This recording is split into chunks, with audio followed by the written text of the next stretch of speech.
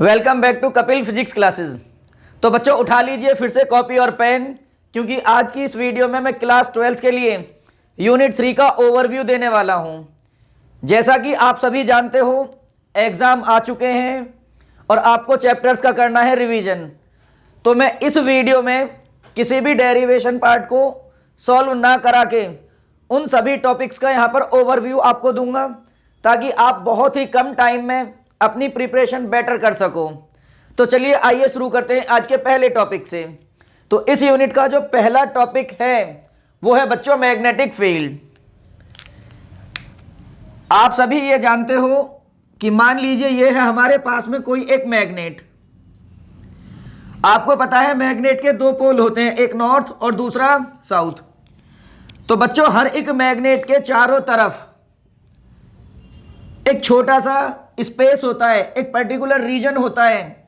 और इस रीजन की एक खास बात होती है कि जब तक कोई दूसरी मैग्नेट इस स्पेस के बाहर होती है तो उस मैग्नेट के ऊपर कोई भी फोर्स ऑफ अट्रैक्शन या फोर्स ऑफ रिपल्सन नहीं लगता। लेकिन जैसे ही वो दूसरी मैग्नेट इस स्पेस के अंदर जस्ट एंटर करती है तो ये पहली मैग्नेट तुरंत दूसरी मैग्नेट के ऊपर फोर्स लगाने लगती है। तो ये जो रीजन है, ये जो स्पेस है, इस स्पेस को बोला जाता है मैग्नेटिक फील्ड। मैं एक बार फिर से बोलता हूं, बड़े ही ध्यान से आपको सुनना है। किसी भी मैग्नेट के आसपास का एक ऐसा रीजन, एक ऐसा स्पेस जिसके अंदर यदि किसी दूसरी मैग्नेट को एंटर कराएं और तुरंत उस दूसरी मैग्नेट के ऊपर एक फोर्स लगने लगे, तो ऐसे रीजन को, ऐसे स्पेस को बोला जाता है बच्चों मैग्नेटिक फील्ड। अब बड़े ध्यान से सुनिएगा, जो मैग्नेटिक फील्ड होता है ना, जब हम उसे किसी प्लेन के अक्रॉस अप्लाई करते हैं तो वो तीन तरीके से अप्लाई किया जाता है। या तो हम मैग्नेटिक फील्ड को प्लेन के पैरेलली अप्लाई करेंगे, या फिर प्लेन के नॉर्मली इनवर्ड अप्लाई करेंगे, या प्लेन के नॉर्मली आउटवर्ड अप्लाई करते हैं बच्चों। तो इसी चीज को ध्यान में रखते हुए मैग्नेटिक फील्ड कहां पर किस तरीके से रिप्रेजेंट किया गया है, उसके लिए कुछ सिंबल्स डिसाइड होते हैं। अब आप ये देखोगे कि कहीं कहीं पर जो मैग्नेटिक फील्ड है वो इस तरीके की पैरेलल लाइंस से रिप्रेजेंट किया जाएगा। तो जहां कहीं भी मैग्नेटिक फील्ड इस तरीके से, बोले तो पैरेलल लाइन से रिप्रेजेंट किया जाए, तो तुरंत आपको समझना है कि ये मैग्नेटिक फील्ड प्लेन के पैरेलल लगा हुआ है बच्चों। ये जो मैग्नेटिक फील्ड है ये होता है प्लेन के पैरेलल। कहीं कहीं पर जो मैग्नेटिक फील्ड होगा वो इस तरह के क्रॉस सिंबल्स से रिप्रेजेंट करके दिखाया जाता है। तो इसका मतलब होता है कि जो मैग्नेटिक फील्ड है ना बच्चों, वो प्लेन के नॉर्मली इनवर्ड्स है। जो मैग्नेटिक फील्ड है वो है प्लेन के नॉर्मली इनवर्ड्स। और कहीं कहीं पर जो मैग्नेटिक फील्ड होगा वो इस तरीके के डॉटेड सिंबल्स से रिप्रेजेंट किया जाएगा। इसका मतलब होता है कि जो मैग्नेटिक फील्ड है वो प्लेन के नॉर्मली आउटवर्ड है, प्लेन के नॉर्मली आउटवर्ड है। तो मैंने अभी यहां पर आपको सबसे पहले मैग्नेटिक फील्ड क्या होता है ये बताया, मैग्नेटिक फील्ड किसी भी प्लेन के अक्रॉस किस तरीके से अप्लाई किया जाता है वो बताया। तो बच्चों ये बातें जो छोटी छोटी हैं ये आपको याद रखनी है, क्योंकि ये चीजें हैं बहुत इंपॉर्टेंट। चलिए बच्चों बात करते हैं नेक्स्ट पॉइंट के लिए। नेक्स्ट टॉपिक है हमारा force acting on a charge particle moving in a magnetic field, जिसका दूसरा नाम होता है लॉरेंज फोर्स। बेहद इंपॉर्टेंट और शानदार टॉपिक है, बड़े ध्यान से आपको देखना है बच्चों। होता ऐसा है कि जब हम किसी चार्ज पार्टिकल को मैग्नेटिक फील्ड के अंदर से मूव कराते हैं तो मैग्नेटिक फील्ड पार्टिकल के ऊपर एक फोर्स लगाता है। वो फोर्स कितना तो होता है और किस कंडीशन में कितना होगा, उसके लिए आपको सारे points one by one discuss करने हैं। तो बच्चों मैं इस चीज का आपको डेरिवेशन सॉल्व कराने वाला नहीं हूं, केवल ओवरव्यू दूंगा। देखिए इधर मैंने ये माना कि ये है मेरे पास में एक मैग्नेटिक फील्ड। बहुत ही इंपॉर्टेंट टॉपिक है बच्चों, बस जरूरत है तो आपको यहां पर ध्यान देने की। देखिए इधर मैंने माना है कि यह है मेरे पास में एक मैग्नेटिक फील्ड जिसे मैंने कैपिटल बी से रिप्रेजेंट कर दिया। अब मैंने यह माना कि मेरे पास में एक पार्टिकल है जिसका चार्ज है क्यू। यह चार्ज पार्टिकल इस मैग्नेटिक फील्ड के अंदर से मूव कर रहा है कितनी वेलोसिटी से, v वेलोसिटी से। और इस पार्टिकल को मैंने कुछ इस तरीके से मूव कराया कि पार्टिकल के मूव करने की डायरेक्शन और ये जो मैग्नेटिक फील्ड की डायरेक्शन है, इन दोनों के बीच में बना है एंगल थीटा। तो मैं ये आपको पहले भी बता चुका हूं कि जब किसी क्यू चार्ज के पार्टिकल को बी मैग्नेटिक फील्ड के अंदर v वेलोसिटी से मैग्नेटिक फील्ड की डायरेक्शन के साथ थीटा एंगल बनाकर मूव कराते हैं, तो बच्चों जो मैग्नेटिक फील्ड होता है ना, वो मैग्नेटिक फील्ड पार्टिकल के ऊपर जो फोर्स लगाता है उस फोर्स का फॉर्मूला होता है F equals to q v b sine theta. F equals to q v b sine theta. अब बड़े ध्यान से सुनिएगा, इतना फोर्स लगाता है मैग्नेटिक फील्ड। अब यदि मैं यहां से आपसे बात करूं फर्स्ट कंडीशन की, पहली कंडीशन, अब यहां कुछ केसेस बनते हैं, वो केसेस सारे क्या हैं मैं एक एक करके 1 बाय 1 डिस्कस करूंगा। तो सुनिएगा पहला पॉइंट, ये जो चार्ज पार्टिकल है जो मैंने यहां पर मूव कराया, अगर मैं इसे मूव ना कराकर मैग्नेटिक फील्ड के अंदर रेस्ट में रख दूं तो क्या फोर्स लगेगा? तो आप एक बात बताइए, मैंने कहा कि यदि ये चार्ज पार्टिकल मैग्नेटिक फील्ड के अंदर रेस्ट में रखा रहे तो क्या मैग्नेटिक फील्ड फिर भी इसके ऊपर फोर्स लगाएगा? तो आपको पता है पहले केस में रेस्ट का मतलब है वेलोसिटी का कितना होना, 0 होना। और आप ये भी जानते हो कि यदि वेलोसिटी 0 हो गई तो v के 0 होने से फोर्स भी कितना होगा बच्चों, 0। तो इसका मतलब ये साफ है कि जब तक पार्टिकल मैग्नेटिक फील्ड के अंदर रेस्ट में रखा रहेगा तब तक उसके ऊपर कोई भी फोर्स नहीं लगेगा। नेक्स्ट बात, अब मैंने ये कहा कि ये जो मैग्नेटिक फील्ड है ये इस डायरेक्शन में है, पार्टिकल मैग्नेटिक फील्ड के साथ कितना एंगल बनाकर मूव कर रहा है, थीटा। अब सेकंड केस में मैंने आपसे कहा कि जो ये पार्टिकल है ना, यदि मैं इसे मैग्नेटिक फील्ड के पैरेलल या एंटी पैरेलल मूव करा दूं तो आपको पता है यदि पैरेलल मूव कराओगे तो ये थीटा की वैल्यू कितनी होगी, 0। एंटी पैरेलल मूव कराओगे तो मैग्नेटिक फील्ड इधर और वेलोसिटी इधर, तो थीटा कितना बनेगा, 180। तो पैरेलल और एंटी पैरेलल में एंगल बनेंगे थीटा, और थीटा जो होगा वो 0 और 180 बनेगा। साइन 0 भी 0 होता है, साइन 180 भी 0 होता है। तो आपको पता है पैरेलल कंडीशन हो या हो एंटी पैरेलल, एंटी पैरेलल दोनों ही कंडीशंस में लगने वाला जो फोर्स होगा वो फिर से कितना होगा, 0 होगा। नेक्स्ट पॉइंट, अब केस थर्ड इसके लिए यह बनता है कि यदि मैं इस पार्टिकल को, ये जो पार्टिकल है, यदि मैं इस पार्टिकल को मैग्नेटिक फील्ड के अंदर परपेंडिकुलरली मूव कराऊं, तो आपको पता है मैग्नेटिक फील्ड इस डायरेक्शन में है, परपेंडिकुलरली मूव कराओगे तो ऐसे, तो बच्चों एंगल कितना बनेगा, 90 डिग्री। परपेंडिकुलर कंडीशन में आपको पता है कि थीटा की वैल्यू 90 डिग्री होगी। अगर मैं बात करूं प्रीवियस फॉर्मूले से तो एफ का मिनिमम और मैक्सिमम होना टोटली डिपेंड करता है बच्चों थीटा पर। और आपको पता है जब साइन के अंदर थीटा की वैल्यू 90 डिग्री होती है तो साइन मैक्सिमम होता है। तो जो फोर्स होगा ना इस कंडीशन में, जब पार्टिकल परपेंडिकुलरली मूव करेगा तो लगने वाला जो फोर्स है उसकी वैल्यू हमें मैक्सिमम मिलेगी, और जो कि होगी क्यू वी बी के बराबर, क्यू वी बी के बराबर। नेक्स्ट पॉइंट, अब यदि ऐसा हो जाए कि जो पार्टिकल हमने मूव कराया है उस पर चार्ज कितना है बच्चों, क्यू। लेकिन अब मैं ये कहता हूं कि हम पार्टिकल को मूव तो करा रहे हैं लेकिन वो चार्ज नहीं है, वो है अनचार्ज पार्टिकल। कैसा है बच्चों, अनचार्ज पार्टिकल। तो फोर्थ केस में अगर हम ये कहें कि जो पार्टिकल है वो अनचार्ज है तो उसका मतलब हो गया जो क्यू है उसकी वैल्यू कितनी हो गई, 0, तभी तो पार्टिकल अनचार्ज होगा। अब आप जरा प्रीवियस फॉर्मूले से बात कीजिए, यदि यहां से क्यू 0 हो गया तो लगने वाला फोर्स भी कितना होगा बच्चों, डेफिनेटली 0 होगा। तो यहां पर जो इस कंडीशन में भी फोर्स लगेगा वो होगा बच्चों 0। कैसा होगा, 0। तो यहां पर बच्चों कुछ छोटे छोटे क्वेश्चंस बनते हैं। पहला क्वेश्चन ये बनता है कि यदि हम एक पार्टिकल को यदि एक चार्ज पार्टिकल को मैग्नेटिक फील्ड की डायरेक्शन में मूव कराएं, along the direction of magnetic field move कराएं, तो पार्टिकल किस तरीके का पाथ फॉलो करेगा? तो जरा देखिए इधर, जब मैग्नेटिक फील्ड के डायरेक्शन में मूव कराओगे तो पैरेलल वाली कंडीशन बनी। जब पैरेलल वाली कंडीशन की बात करें तो फोर्स कितना लगता है? 0। और जब पार्टिकल पर कोई फोर्स ही नहीं लगेगा तो वो जिस डायरेक्शन में चल रहा था बिल्कुल सीधे उसी डायरेक्शन में चलेगा, कोई चेंज नहीं होगा डायरेक्शन में। और जब तक डायरेक्शन में चेंज नहीं होगा, पार्टिकल का जो पाथ है वो डेफिनेटली कैसा होगा बच्चों? Straight line. कैसा होगा? Straight line. चलिए, आपने क्लास 11th में एक बहुत ही शानदार बात पढ़ी होगी वेक्टर्स के केस में। आपको पता है हम वेक्टर्स का डॉट प्रोडक्ट और क्रॉस प्रोडक्ट करते हैं। जब दो वेक्टर्स का क्रॉस प्रोडक्ट किया जाता है तो जो आंसर निकल कर आता है वो वेक्टर क्वांटिटी होती है।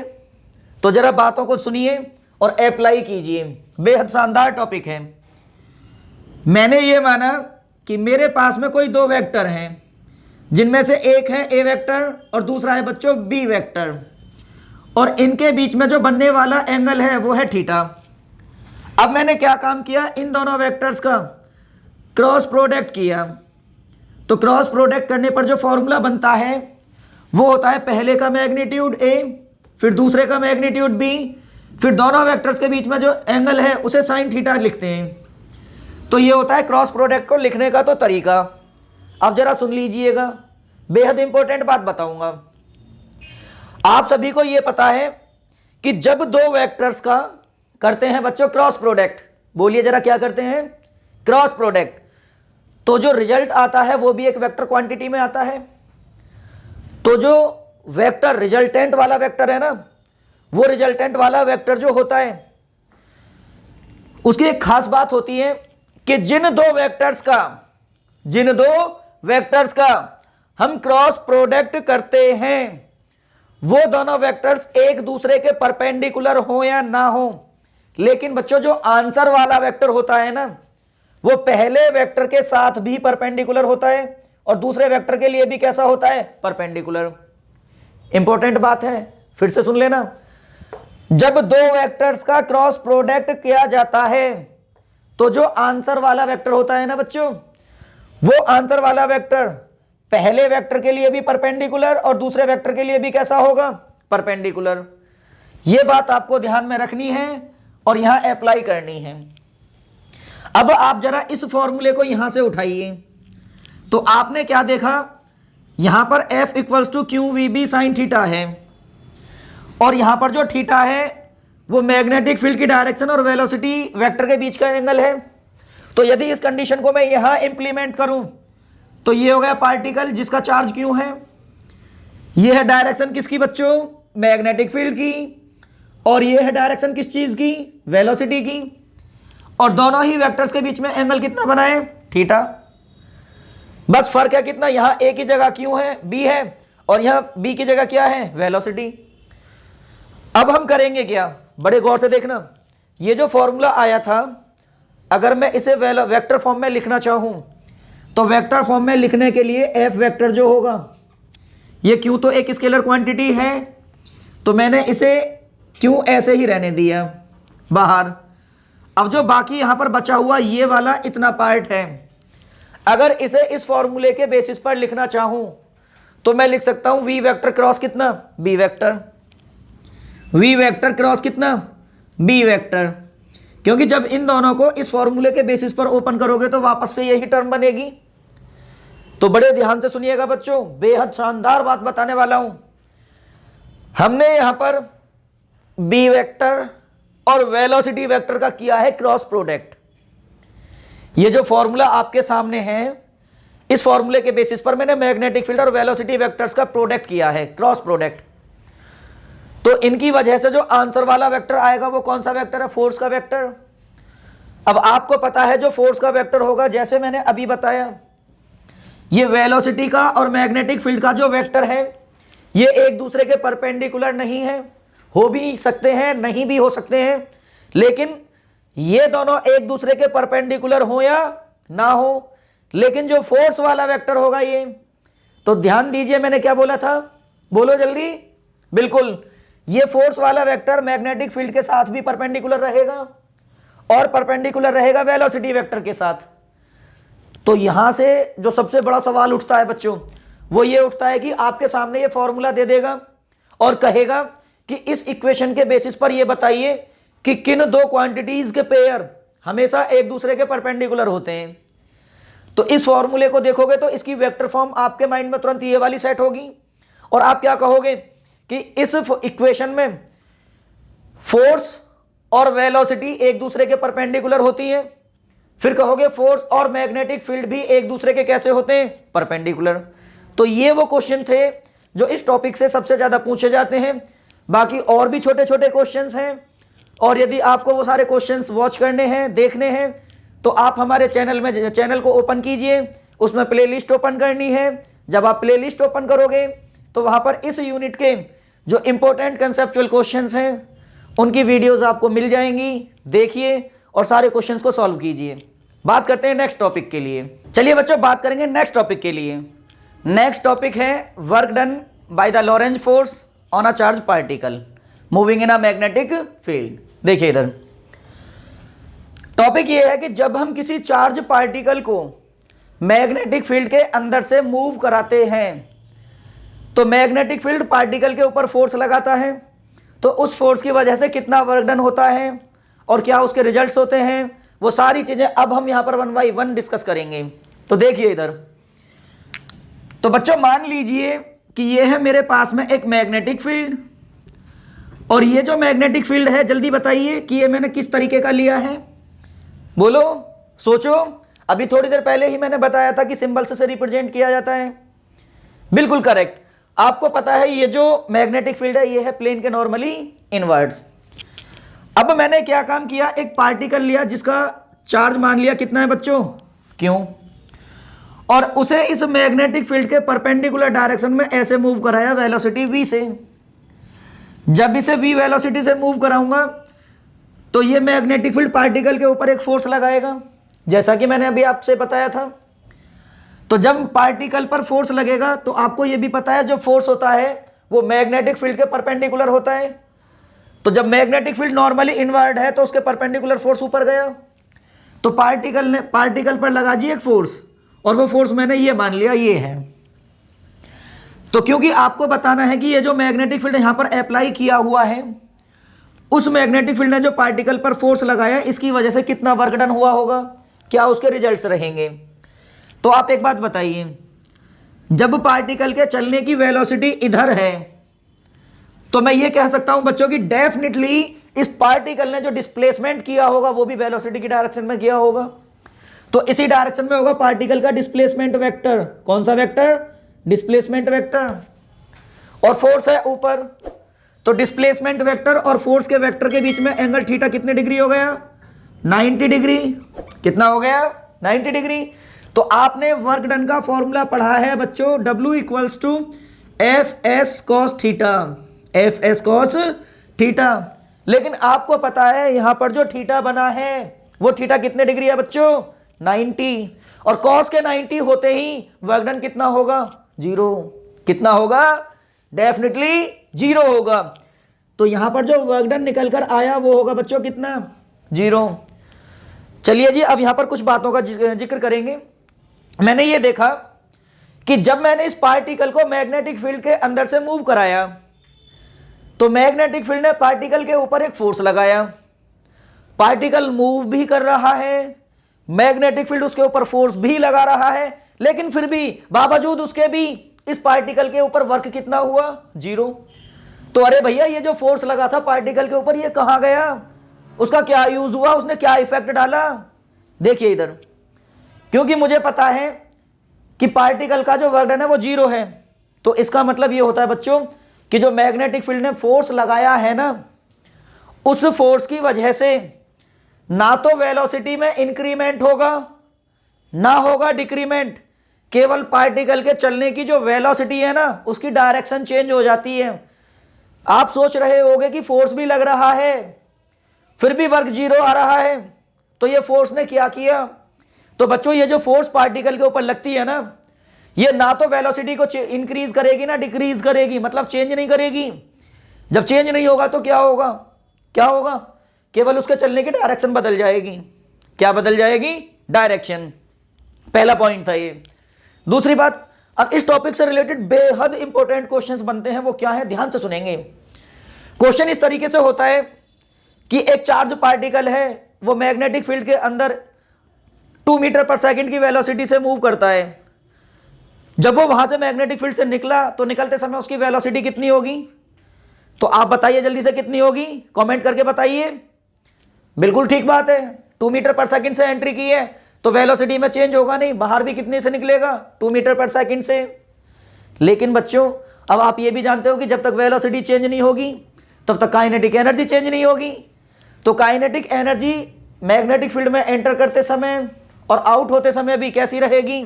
सेम। लेकिन आपको पता है जो वेलोसिटी है ना, वो एक वेक्टर क्वांटिटी है। सुनना, बड़े इंपॉर्टेंट, बड़े मजे की बात है बच्चों यार, ध्यान दीजिए मेरी तरफ। इधर देखिए, इधर मैं ये कहूंगा फिजिक्स से आसान कोई सब्जेक्ट ही नहीं है। अरे फिजिक्स तो बेटा इतना आसान सब्जेक्ट है, बिल्कुल ये समझ लो हलवा है।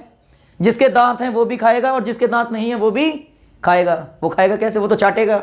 चलिए देखिए इधर, देखो बच्चों होता है ऐसा है, बड़े ध्यान से सुनेंगे। आपको पता है जो वेलोसिटी है ना, वेलोसिटी है वो है बच्चों एक वेक्टर क्वांटिटी। कैसी क्वांटिटी? Vector quantity. और आप सभी ये भी जानते हो कि कोई भी एक वेक्टर कांस्टेंट वेक्टर, कौन सा वेक्टर? कांस्टेंट वेक्टर तब कहलाता है जब टाइम के साथ साथ ना तो उसका मैग्नीट्यूड चेंज हो और ना चेंज हो उसके चलने की क्या बेटा? डायरेक्शन। ना ही चेंज हो उसके चलने की क्या? डायरेक्शन। लेकिन यहां पर जो वेलोसिटी है वो स्टार्टिंग में ऐसे थी। अब भैया मैग्नेटिक फील्ड ने फोर्स लगा दिया, लगाया एक चाटा खींच करके कि चल तू इधर नहीं इधर जा। तो जैसे ही इस पर फोर्स लगा तो इसके चलने की डायरेक्शन चेंज हुई, और डायरेक्शन चेंज होगी तो भाई साहब जो डायरेक्शन चेंज होगी तो डायरेक्शन के चेंज होते ही मैं ये कहूंगा वेक्टर, जो वेलोसिटी का वेक्टर है वो कांस्टेंट नहीं है रहेगा। जब कांस्टेंट नहीं रहेगा तो वो कैसा वेक्टर बन गया? वेरिएबल। तो वेलोसिटी डायरेक्शन वाइज वेरी करती है। फिर आपको पता है, आपने एक टर्म पढ़ी है linear momentum, mass into velocity. जब वेलोसिटी चेंज हो रही है इन द डायरेक्शन में, तो भाई साहब जो लीनियर मोमेंटम है ना वो कभी कांस्टेंट नहीं रहेगा। कई बार क्वेश्चन ये आता है कि एक पार्टिकल है, उसका इनिशियल लीनियर मोमेंटम कुछ दे देगा आपको, और वो मैग्नेटिक फील्ड के अंदर से मूव कर रहा था और बाहर निकला, तो बताइए कि उसके लीनियर मोमेंटम में कितना चेंज आएगा। तो बच्चे क्या करते हैं, दिमाग लगाते हैं कि सर ने तो हमें ये बताया वेलोसिटी चेंज नहीं होगी और लीनियर मोमेंटम होता है मास इनटू क्या? वेलोसिटी। लेकिन बच्चों मैंने ये भी तो बताया है कि वेलोसिटी वेक्टर क्वांटिटी है, और यहां पर मूव करते समय वेलोसिटी क्या हो रही है? चेंज। और जब वेलोसिटी चेंज होगी तो भैया वो तो कांस्टेंट वेक्टर रहा ही नहीं, और जब तक कांस्टेंट वेक्टर नहीं है तब तक लीनियर मोमेंटम क्या होगा? लगातार चेंज। तो लीनियर मोमेंटम कभी कांस्टेंट नहीं रहता। बात करते हैं नेक्स्ट टॉपिक के लिए, जो लॉरेंज फोर्स का अनदर केस है, दूसरा केस। देखिए इधर मैंने ये माना कि ये मेरे पास में एक रीजन है। इस रीजन की एक खास बात है कि यहां पर बच्चों मैग्नेटिक फील्ड भी है, और यहां फील्ड कौन सा प्रेजेंट है? Electric field. मैंने आपसे एक छोटी सी बात कही कि मैंने एक छोटा सा स्पेस लिया, मैंने एक पर्टिकुलर रीजन लिया, और इस रीजन की एक खास बात है कि इस रीजन में मैंने इलेक्ट्रिक फील्ड भी अप्लाई कर दिया, और अप्लाई कर दिया बच्चों कौन सा फील्ड? Magnetic field. फिर मैंने यहां पर क्या काम किया? एक पार्टिकल को लिया जिसका चार्ज कितना है जी? क्यों। फिर मैंने क्या काम किया? इसे इस रीजन के अंदर से मूव कराया। तो जब ये पार्टिकल इस रीजन में से मूव करेगा, कैसे रीजन में से? जिसकी खास बात क्या है? जिसमें दो फील्ड प्रेजेंट है, इलेक्ट्रिक और मैग्नेटिक। तो ये जो मैग्नेटिक फील्ड है ना, ये बच्चों इसके ऊपर एक फोर्स अपना लगाएगा, और ये जो इलेक्ट्रिक फील्ड है ये भी इसके ऊपर क्या अप्लाई करेगा? फोर्स। तो इस पार्टिकल के ऊपर दोनों फील्ड मिलकर अपना अपना इफेक्ट डालेंगे। तो इस कंडीशन में पार्टिकल के ऊपर जो टोटल फोर्स लगता है due to both electric and magnetic field, उस फोर्स को ही यहां पर कहा जाता है लॉरेंज फोर्स। क्या बोलते हैं बच्चों? Lorentz force. चलिए बच्चों बात करते हैं नेक्स्ट टॉपिक के लिए, जिसका नाम है Fleming's left hand rule. Fleming's left hand rule. तो बच्चों जब कोई एक positive charge particle magnetic field के परपेंडिकुलरली मूव करता है, या फिर एक current carrying conductor magnetic field के परपेंडिकुलरली प्लेस कर दिया जाता है, तो उस चार्ज पार्टिकल पर या करंट कैरिंग कंडक्टर पर जो लगने वाला फोर्स होता है ना, उस फोर्स की डायरेक्शन को फाइंड करने के लिए हम Fleming's left hand rule use करते हैं। दूसरी बात, अब फ्लेमिंग्स लेफ्ट हैंड रूल कहता क्या है? तो फ्लेमिंग्स लेफ्ट हैंड रूल ये कहता है कि सबसे पहले आपको अपने लेफ्ट हैंड के थंब को, फर्स्ट फिंगर को और सेंट्रल फिंगर को एक दूसरे के म्यूचुअली परपेंडिकुलरली प्लेस करना है। उसके बाद मैग्नेटिक फील्ड की डायरेक्शन में आपको फर्स्ट फिंगर प्लेस करनी है और जो पार्टिकल के वेलोसिटी की डायरेक्शन है या कंडक्टर में से करंट के फ्लो होने की डायरेक्शन है, उस डायरेक्शन में आपको सेंट्रल फिंगर प्लेस करनी है। उसके बाद जब ये दोनों फिंगर्स मैच करा दी जाएंगी तो थंब जिस डायरेक्शन में भी पॉइंटेड आउट होगा उसी डायरेक्शन में पार्टिकल पर या कंडक्टर पर फोर्स लगता है। क्या लगता है बच्चों? फोर्स। तो इसके लिए बस एक छोटा सा क्वेश्चन यहां पर मैं आपको बताऊंगा, बाकी सारे क्वेश्चंस आप खुद करेंगे सेम उसी तरीके से। मैंने मान लिया कि ये है मेरे पास में बच्चों एक मैग्नेटिक फील्ड। आप जल्दी से मुझे बताइए कि ये मैग्नेटिक फील्ड है कौन सा? बताइए जल्दी से। बिल्कुल करेक्ट बात है, ये है मैग्नेटिक फील्ड प्लेन के नॉर्मली इनवर्ड्स। अब मैंने माना ये मेरे पास में क्यू चार्ज का पार्टिकल है और मैंने इसे मैग्नेटिक फील्ड के लिए अंदर इस डायरेक्शन में परपेंडिकुलरली मूव करा दिया, तो इस पर जो फोर्स लगेगा उसकी डायरेक्शन को हमें फाइंड करना है। तो फ्लेमिंग्स लेफ्ट हैंड रूल के अकॉर्डिंग अप्लाई करते समय ना आपको इस फिंगर पर फोकस करना है ना करना है पहले इस पर, आपको पहले फोकस करनी है ये वाली फिंगर, मतलब पहले आप इसे मैग्नेटिक फील्ड की डायरेक्शन में प्लेस कीजिए। मैग्नेटिक फील्ड नॉर्मली इनवर्ट है, चलो जी कर दी अंदर की तरफ।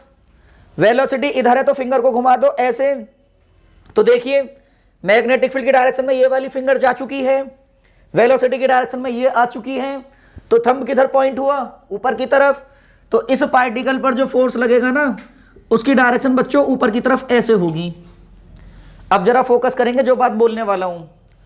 फ्लेमिंग्स लेफ्ट हैंड रूल केवल पॉजिटिवली चार्ज पार्टिकल्स के लिए वैलिड होता है, लेकिन यदि गलती से यहां पर आपको यह पार्टिकल नेगेटिवली चार्ज दे दिया जाता, लेकिन बच्चों कई बार क्या होता है टॉपिक में आपको यह नेगेटिव चार्ज पार्टिकल दे देगा, तो उसके लिए होता है Fleming's right hand rule. Fleming's right hand rule. अब ध्यान रखना है, यदि आपको राइट हैंड रूल नहीं आता है फ्लेमिंग्स का, तो हम लेफ्ट हैंड रूल से ही काम चला लेते हैं। हम क्या करते हैं, क्वेश्चन में ये पार्टिकल आपको नेगेटिव दिया गया है, हम पॉजिटिव के अकॉर्डिंग डायरेक्शन निकाल लेते हैं। पॉजिटिव के ऊपर यदि पॉजिटिव के अकॉर्डिंग यदि डायरेक्शन ऊपर है लेकिन पार्टिकल नेगेटिव है, तो जो डायरेक्शन पॉजिटिव के अकॉर्डिंग आती है उसे रिवर्स कर देते हैं, तो वो नेगेटिव चार्ज पार्टिकल की डायरेक्शन मिल जाती है। बच्चों नेक्स्ट टॉपिक है अब आपके लिए मैग्नेटिक परमिएबिलिटी। कोई भी मीडियम अपने अंदर से कितना मैग्नेटिक फील्ड पास करा पा रहा है, मीडियम की मैग्नेटिक फील्ड को पास कराने की जो ये एबिलिटी होती है ना बच्चों, इस एबिलिटी को ही बोला जाता है मैग्नेटिक परमिएबिलिटी। अब ये जो मैग्नेटिक परमिएबिलिटी है ना, ये हर एक मीडियम के लिए डिफरेंट होती है। तो यदि हम किसी मीडियम की मैग्नेटिक परमिएबिलिटी में एयर की मैग्नेटिक परमिएबिलिटी से डिवाइड कर दें, तो जो रेशियो आता है ना बच्चों, उसे रिलेटिव मैग्नेटिक परमिएबिलिटी बोलते हैं और म्यू आर से रिप्रेजेंट करते हैं। एक बार फिर से सुन लीजिएगा, यदि हम किसी मीडियम की मैग्नेटिक परमिएबिलिटी में एयर की मैग्नेटिक परमिएबिलिटी से डिवाइड कर दें, तो जो रेशियो आता है उस रेशियो को रिलेटिव मैग्नेटिक परमिएबिलिटी बोला जाता है। अब हम बात करेंगे बायोट-सैवर्ट्स लॉ की।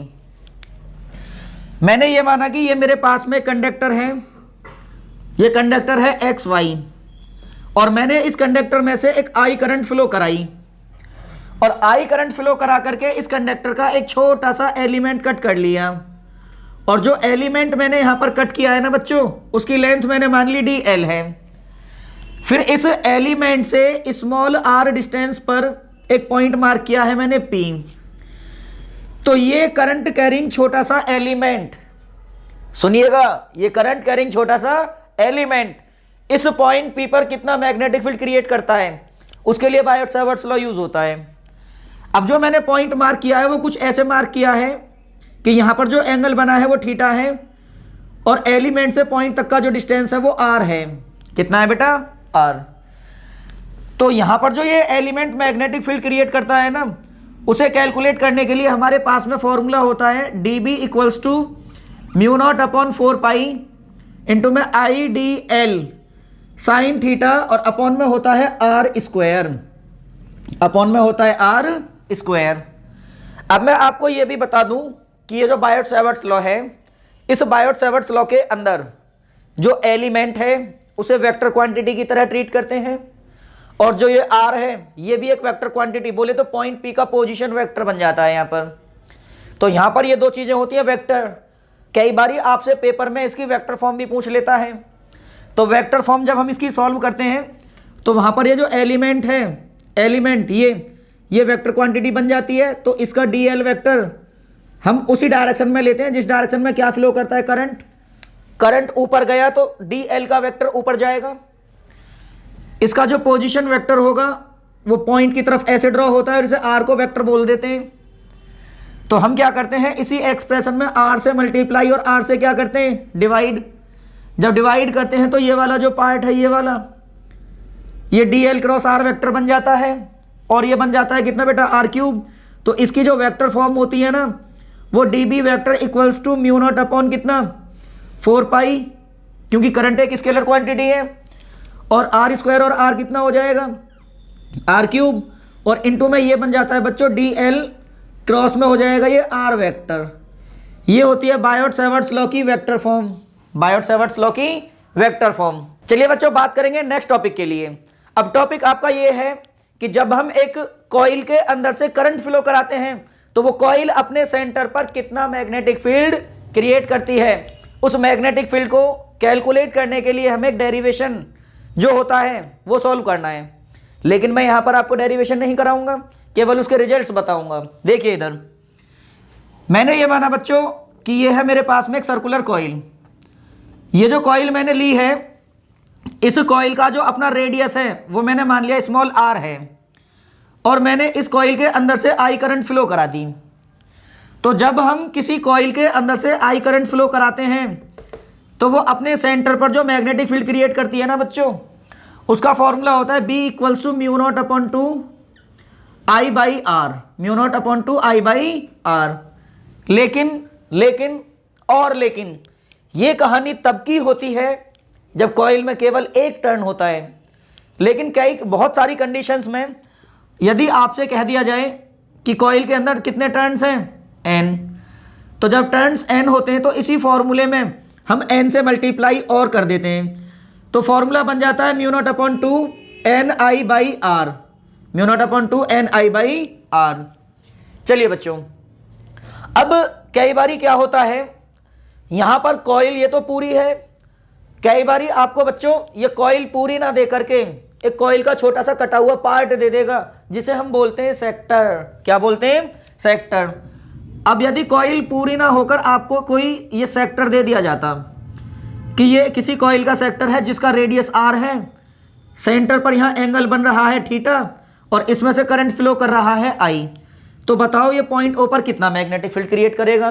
तो बच्चों उसके लिए जो फॉर्मूला होता है ना, याद रखेंगे, वो होता है b equals to mu naught upon 4 pi, mu naught upon 4 pi i by r और इनटू में होता है थीटा, इनटू में होता है थीटा। चलिए बच्चों बात करते हैं फिर से एक नए पॉइंट के लिए, और नया पॉइंट आपका ये है कि हमारे पास में इस बार है एक सर्कुलर कॉइल जिसके अंदर से हमने कुछ करंट फ्लो कराई और करंट फ्लो करा करके उस कॉइल की एक्सिस पर हमने एक पॉइंट मार्क किया। तो ये current carrying circular coil axis पर मार्क किए गए पॉइंट पर कितना मैग्नेटिक फील्ड क्रिएट करती है, उस मैग्नेटिक फील्ड के लिए हमें फॉर्मूला बताना है। देखिए इधर, तो टॉपिक के अकॉर्डिंग बच्चों मैंने मान लिया कि ये मेरे पास में एक सर्कुलर कॉइल है और इस सर्कुलर कॉइल का जो अपना रेडियस है वो मैंने माना बच्चों स्मॉल आर है। फिर मैंने इस कॉइल की ये ड्रॉ कर दी एक्सिस और इस एक्सिस पर बच्चों यहां मैंने एक पॉइंट मार्क कर लिया P। मैंने लेट किया कि ये जो पॉइंट P है कॉइल के सेंटर से स्मॉल r डिस्टेंस पर है। अब मैंने इस कॉइल में से एक I करंट फ्लो करा दी।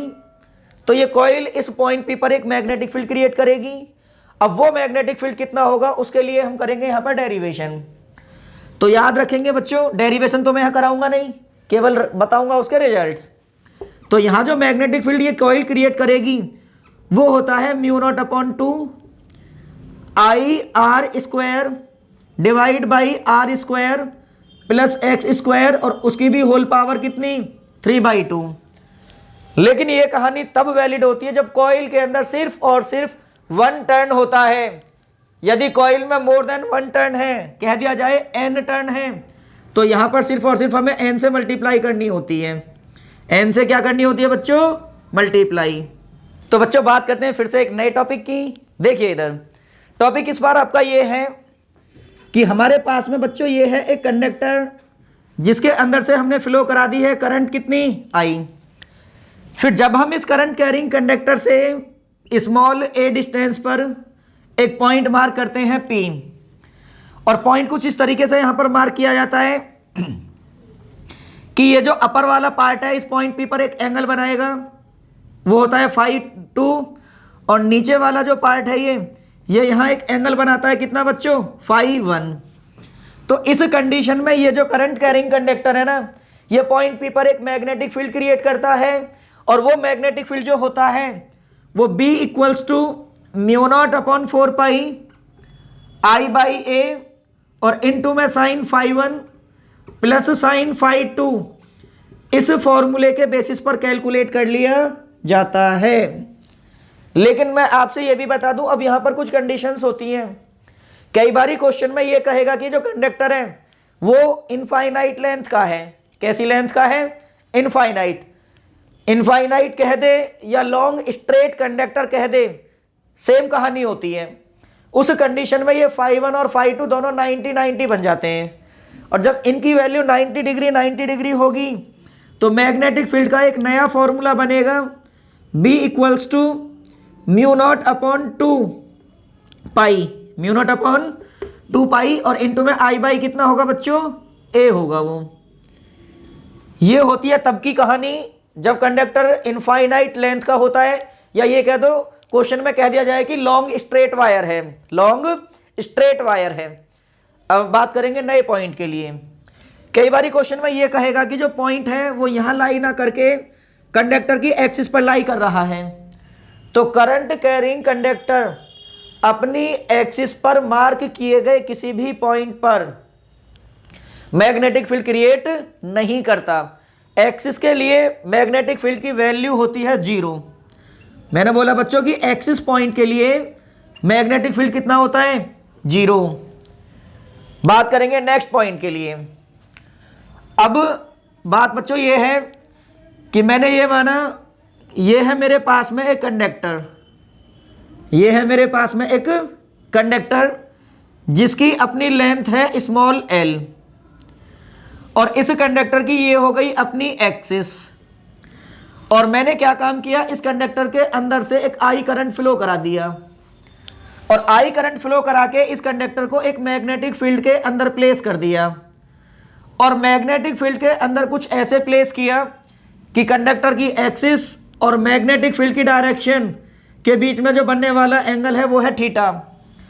तो याद रखेंगे कि जब किसी करंट कैरिंग कंडक्टर को बी मैग्नेटिक फील्ड के अंदर थीटा एंगल बनाकर प्लेस किया जाता है, फिर से सुनिएगा, जब किसी एल लेंथ के करंट कैरिंग कंडक्टर को मैग्नेटिक फील्ड के अंदर थीटा एंगल बना करके हम प्लेस करते हैं, तो ये मैग्नेटिक फील्ड कंडक्टर के ऊपर एक फोर्स लगाता है, और उस फोर्स को कैलकुलेट करने का फॉर्मूला होता है बच्चों ILB sine theta. ILB sine theta, यह है इसकी मैग्नीट्यूड फॉर्म। लेकिन कई बार पेपर में बच्चों आपसे इसकी वो पूछ लेता है वेक्टर फॉर्म। क्या पूछता है? Vector form. तो वेक्टर फॉर्म के लिए मैं आपको बता दूं, यहां पर कंडक्टर की जो लेंथ है इसे वेक्टर क्वांटिटी की तरह ट्रीट किया जाता है, और मैग्नेटिक फील्ड तो वेक्टर होता ही है। तो यहां पर जो ये L है ना, ये वेक्टर क्वांटिटी मानी जाती है, और इसकी डायरेक्शन जो होती है वो करंट की डायरेक्शन में कंसीडर की जाती है। किसकी डायरेक्शन में? करंट की डायरेक्शन में। तो इसे वेक्टर फॉर्म में लिखने के लिए हमारे पास में एक्सप्रेशन बनता है f vector equals to i और इनटू में हो जाता है बच्चों एल वेक्टर क्रॉस में बी वेक्टर, या b vector cross l vector भी उसे लिख सकते हैं। ये होता है फोर्स के लिए फॉर्मूला वेक्टर फॉर्म में। चलिए बच्चों बात करते हैं फिर से एक नए टॉपिक के लिए। टॉपिक ये है कि जब किसी दो पैरेलली प्लेस किए गए कंडक्टर्स में से सेम डायरेक्शन में हम करंट फ्लो कराते हैं तो वो एक दूसरे के ऊपर कितना तो फोर्स लगाते हैं और किस डायरेक्शन में लगाते हैं। देखिए इधर, तो बच्चों मैंने ये मान लिया कि ये है मेरे पास में दो कंडक्टर्स, ये है कंडक्टर नंबर 1, ये है कंडक्टर नंबर 2। दोनों एक दूसरे के पैरेलली हैं और दोनों कंडक्टर्स के बीच का जो सेपरेशन है वो मैंने अपनी मर्जी से स्मॉल r ले लिया। अब इनमें से मैंने सेम डायरेक्शन में फ्लो करा दी है करंट, एक में से I1 और एक में से कितनी I2। जब दो पैरेलली रखे गए कंडक्टर्स में से हम सेम डायरेक्शन में करंट फ्लो कराते हैं तो इन दोनों कंडक्टर्स के बीच में लगने वाला जो फोर्स होता है ना बच्चों F, वो mu naught upon 2 pi I1 I2 divide by R और इनटू में L होता है। इनटू में कितना होता है L। अब यदि करंट अपोजिट डायरेक्शन में भी होगी तो भी फोर्स इतना ही लगता है, सिर्फ फर्क है तो क्या, जब करंट सेम डायरेक्शन में होती है तो फोर्स का नेचर अट्रैक्टिव होता है और जब करंट की वैल्यू या ये कह दो करंट की डायरेक्शन अपोजिट होती है तो फोर्स का नेचर रिपल्सिव होता है। प्यारे बच्चों कैसा होता है, रिपल्सिव। बच्चों बात करते हैं फिर से एक नए टॉपिक की और टॉपिक है इस बार एम्पियर सर्किटल लॉ। तो बच्चों एम्पियर नाम के साइंटिस्ट ने एक छोटी सी बात कही थी कि मान लो हमारे पास में कंडक्टर है और उसमें से हमने फ्लो करा दी है एक करंट, तो एक कंडक्टर अपने चारों तरफ एक मैग्नेटिक फील्ड क्रिएट करेगा। तो एम्पियर ने कहा था कि यदि हम कंडक्टर में से करंट फ्लो कराएं और उस कंडक्टर का जो मैग्नेटिक फील्ड है उसे मान लिया जाए क्लोज लूप की फॉर्म में, तो जो मैग्नेटिक फील्ड होता है ना उस मैग्नेटिक फील्ड का क्लोज लूप के साथ में यदि लाइन इंटीग्रल किया जाए तो वो म्यू नॉट टाइम्स होता है उस करंट के जिसकी वजह से वो जनरेट हुआ। तो देखिए जरा इधर, मैंने ये माना कि ये है मेरे पास में एक कंडक्टर जिसमें से मैंने कितनी करंट फ्लो कराई आई, फिर मैंने इस कंडक्टर से स्मॉल r डिस्टेंस पर एक पॉइंट मार्क कर लिया है बच्चों, जिसे क्या नाम दिया P। तो इस कंडक्टर ने पॉइंट P पर कुछ मैग्नेटिक फील्ड डेफिनेटली क्रिएट किया होगा, मान लो कितना किया B। तो एम्पियर ने हमें बताया कि अब यदि इस मैग्नेटिक फील्ड को हम लूप की फॉर्म में इमेजिन कर लें तो इस कंडक्टर के मैग्नेटिक फील्ड का इसी मानी गई लूप के साथ जो लाइन इंटीग्रल होगा, लाइन इंटीग्रल बोले तो b vector dot d l vector पूरी लूप के लिए, तो उसके लिए हम करते हैं इसका क्लोज्ड इंटीग्रल। इसकी वैल्यू होती है म्यू नॉट टाइम्स उस करंट के जिसकी वजह से जनरेट हुआ, जो लूप के अंदर की साइड से जा रहा होता है। अब याद रखना है बच्चों, यहां पर जो आया हुआ म्यू नॉट है ना वो होता है मीडियम की मैग्नेटिक परमिएबिलिटी। ये म्यू नॉट यहां पर तब तक रहेगा जब तक कि पॉइंट और कंडक्टर के बीच में रहेगी एयर। यदि यहां पर एयर को रिप्लेस करके कोई दूसरा मीडियम फिल कर दिया जाए तो ये म्यू नॉट बदल करके उस मीडियम की मैग्नेटिक परमिएबिलिटी आ जाएगी। अब बात करते हैं बच्चों सोलेनॉइड की। देखिए इधर, कोई भी एक ऐसी कॉइल जिसका डायामीटर तो होता है कम और लेंथ जो होती है वो डायामीटर के कंपैरिजन में होती है बहुत ही ज़्यादा, ऐसी कॉइल को बोला जाता है सोलेनॉइड। ध्यान से सुन लीजिएगा, कोई भी एक ऐसी कॉइल जिसकी लेंथ डायामीटर के कंपैरिजन में बहुत ज़्यादा होती है, ऐसी कॉइल को बोलते हैं सोलेनॉइड। अब मैंने आपको बता दिया था पहले भी, लेकिन फिर से बताता हूं कि जब किसी सोलेनॉइड में से हम आई करंट का फ्लो कराते हैं तो सोलेनॉइड अपने अंदर किसी भी पॉइंट पर जो मैग्नेटिक फील्ड क्रिएट करती है ना बच्चों, उस मैग्नेटिक फील्ड को कैलकुलेट करने का फॉर्मूला जो होता है वो mu naught into small N I होता है, mu naught into small N I. ये स्मॉल n होता है number of turn per unit length, mu naught होता है magnetic permeability of free space, और I को तो दुनिया जानती है, वो तो बच्चों क्या होता है, करंट। देखिए इधर, फिर आपको यह भी पता है कि यदि हम इस सोलेनॉइड को बेंड करके एक रिंग बना दें, तो जो रिंग यहां फॉर्म होगी ना सोलेनॉइड से बनी हुई, उस रिंग को बोला जाता है टॉरॉइड। क्या बोलते हैं, टॉरॉइड। और टॉरॉइड और सोलेनॉइड बिल्कुल सेम तरीके से बिहेव करती हैं। ठीक है बच्चों, अब बात करेंगे नेक्स्ट पॉइंट के लिए। चलिए बच्चों, बात करते हैं फिर से एक नए पॉइंट की। नया पॉइंट इस बार यह है कि जब किसी चार्ज पार्टिकल को मैग्नेटिक फील्ड के परपेंडिकुलरली हम मूव कराते हैं, तो वो मैग्नेटिक फील्ड के अंदर एक सर्कुलर पाथ में रिवॉल्व करता है। तो उस सर्कुलर पाथ की रेडियस कितनी होती है, टाइम पीरियड कितना होता है, वो सारी चीजें अब हमें 1 बाय 1 डिस्कस करनी है। तो मैंने ये माना बच्चों कि ये है मेरे पास में एक मैग्नेटिक फील्ड। तो क्या आप मुझे बता सकते हो कि ये मैग्नेटिक फील्ड कौन से नेचर का है, बताइए। गलत बात है बच्चों आपकी, आप ध्यान नहीं दे रहे हो, बल्कि आपको ध्यान और ज्यादा देना चाहिए। देखिए इधर, मैंने माना कि यह है मेरे पास में एक पार्टिकल जिसका चार्ज कितना है, क्यों।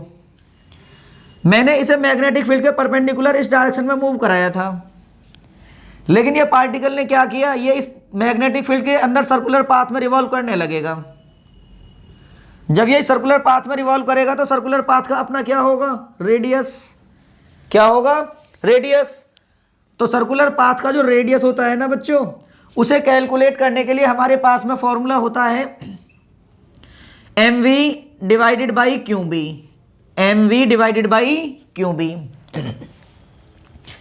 जब ये पार्टिकल यहां से चलेगा और घूम फिर करके यहीं पर आ जाएगा, तो बच्चों डेफिनेटली ये जो पार्टिकल है एक टर्न कंप्लीट करेगा, और इसे एक सर्कुलर टर्न कंप्लीट करने में जितना भी लगेगा टाइम, उस टाइम को हम यहां पर कहेंगे कौन सा टाइम, टाइम पीरियड। क्या बोलेंगे, टाइम पीरियड। और उस टाइम पीरियड को कैलकुलेट करने के लिए हमारे पास में फॉर्मूला होता है 2 पाई m अपॉन QB, 2 पाई m अपॉन QB। अब यहां पर एक बात और आती है बच्चों जो कि सबसे बड़ी है, वो बात यह है कि यदि हम किसी भी पार्टिकल के चार्ज में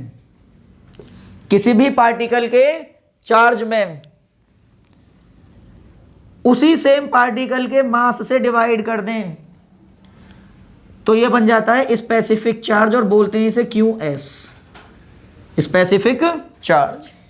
याद रखने वाली बात है, किसी क्वेश्चन में कह देगा कि स्पेसिफिक चार्ज इतना है, तो स्पेसिफिक चार्ज से आपको समझ जाना है कि वो Q/m का रेशियो है।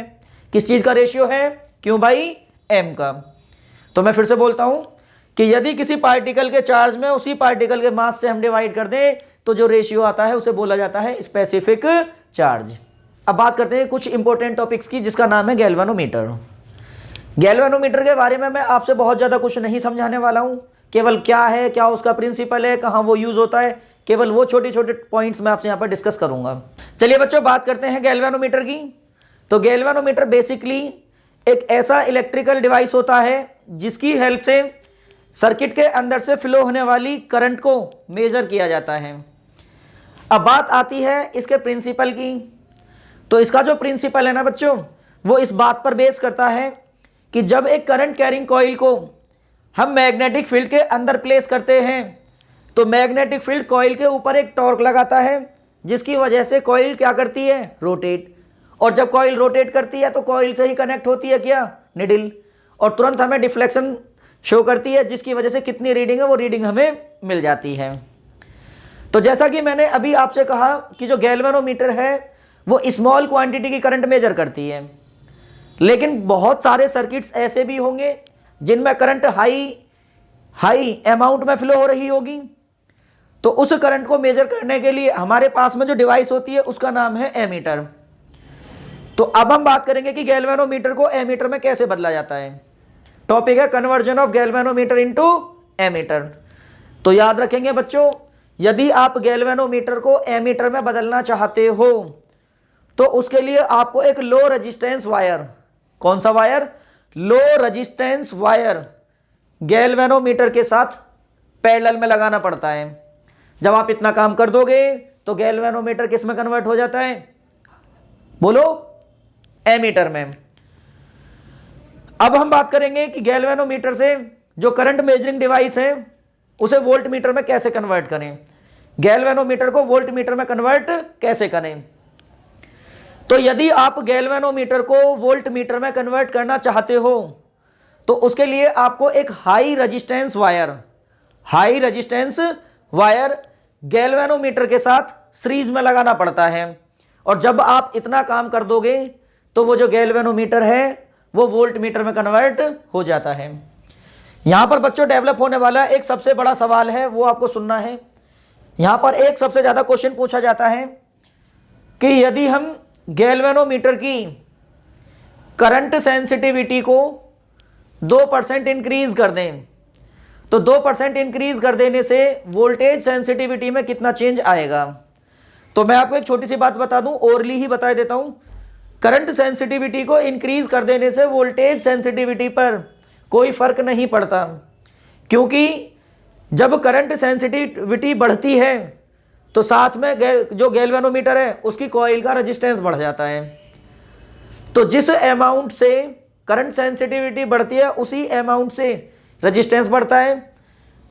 तो ये दोनों एक दूसरे को कैंसिल आउट करते हैं और वोल्टेज सेंसिटिविटी जो होती है वो रह जाती है बिल्कुल कांस्टेंट। हाँ तो बच्चों, आज की वीडियो में सिर्फ इतना ही।